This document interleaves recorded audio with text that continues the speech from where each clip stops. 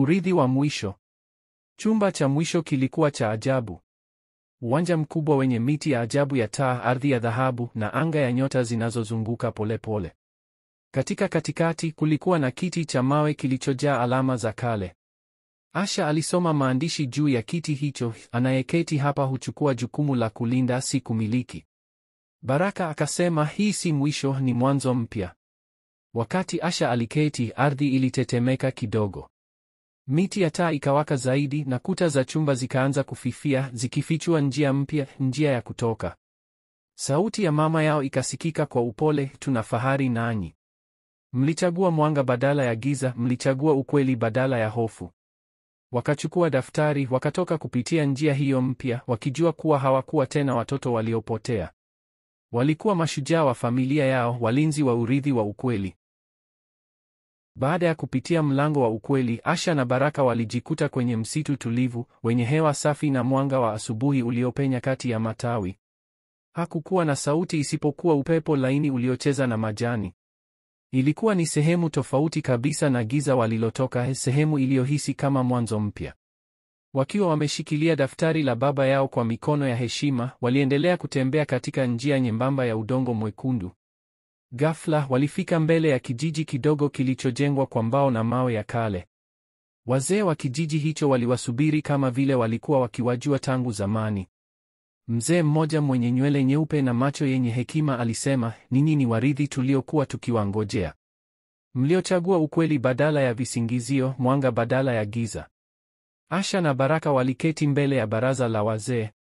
Walieleza kila walichopitia, kila fumbo walilotatua na jinsi walivyogundua ukweli kuhusu wazazi wao.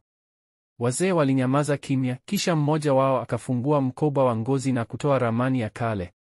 Hii ni ramani ya sehemu takatifu. Pale ndipo mlipozaliwa kama warithi wa mwanga, lakini mliibiwa haki yenu. Sasa mnarudishiwa. Ramani hiyo iliwaelekeza kwenye mlima mrefu, mlima wa mwanga, ambako waliambiwa kuna jiwe la urithi, jiwe linaloangaza tu kwa waliokomaa kiakili na kiroho. Safari haikuwa rahisi. Walipanda kwa masaa kadhaa, wakikumbuka kila changamoto waliowahi kupitia. Mwili ulikuwa umechoka, lakini mioyo yao ilikuwa imara. Walipofika kileleni, walikuta jiwe lililong'aa, na walipoliweka daftari la baba yao juu yake, mwanga mkali ulifunika anga lote. Taswira za wazazi wao zilionekana kwenye hewa kama mawingu yenye mwanga. Mama yao alisema kwa sauti ya upole, sasa mnaelewa kuwa shujaa si kupigana tu, bali ni kuelewa, kusamehe na kulinda. Asha aliinama akasema, tutatumia ukweli huu kulinda wengine, kusaidia waliopoteza njia. Baraka akasema, na hatutasahau kamwe. Maumivu yetu yamekuwa nguzo ya nguvu. Jiwe la urithi likageuka kuwa pete mbili za dhahabu zenye alama ya familia yao. Wazivaliwa kama alama ya dhamana na majukumu mapya.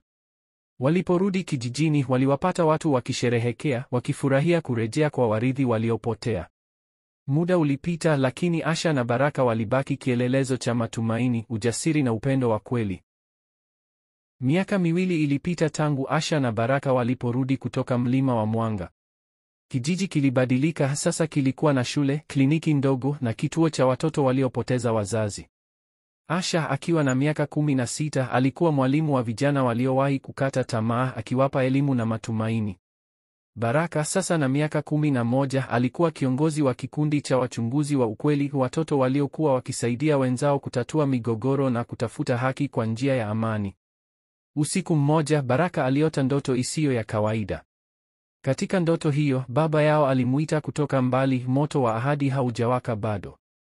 Kuna wengine bado kwenye giza, wategemea mwanga wenu. Asubuhi, Baraka alimweleza Asha. Walielewana mara moja bila hata kusema maneno mengi. Walijua safari haijaisha. Waliamua kuunda kikosi maalum cha vijana walinzi wa urithi, wakiongozwa na Asha na Baraka, wenye lengo la kusambaza mwanga wa ukweli kwenye vijiji vingine vilivyojaa hofu, migogoro na usaliti.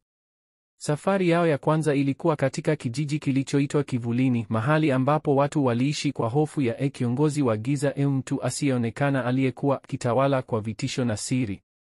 Walipofika, walikuta watu wakiwa kimya, wakitazama chini kila walipopita.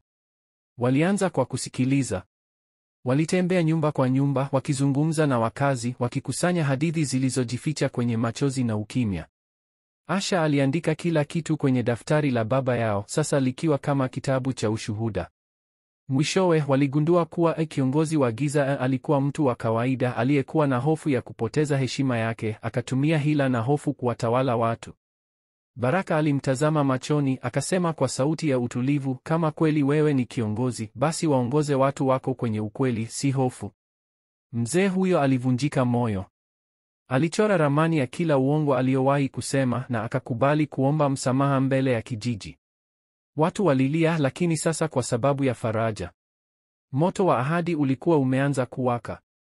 Waliporudi kijijini kwao, kijiji chao kilikuwa kimeweka mnara wa mwanga uliowaka kila usiku, ishara kuwa kila safari ya ukweli, ingawa ina giza, huleta nuru isiyozimika. Asha alisimama mbele ya mnara, akamwambia Baraka, tulifikiri tulikuwa watoto waliopotea. Kumbe tulikuwa taa zinazotafutwa na wengi.